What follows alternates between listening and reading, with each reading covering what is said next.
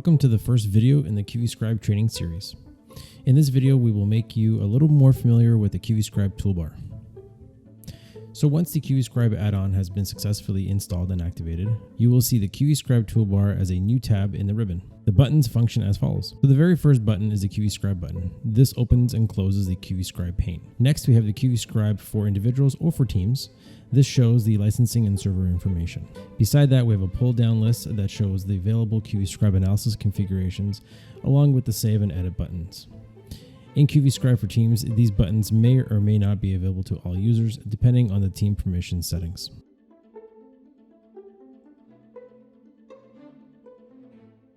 Next up, we have marking requirements and removing all marks.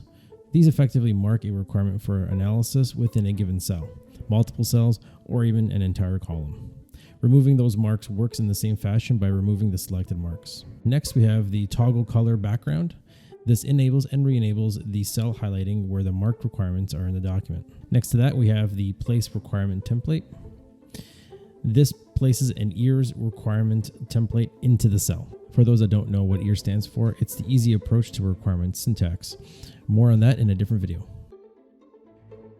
And the last set of buttons, we have the QVScribe help button. This button will open up a window to access the help center, log files, and telemetry data. And we also have the clear QVScribe data. This removes all QVScribe related metadata from the document. And lastly, we can also move the QVScribe pane around if we need to see more of the sheet. If you are using multiple screens, placing the QVScribe pane on another screen is a popular choice. And that concludes the first video in the series. Join me in the next one where we look at how to mark your requirements for analysis.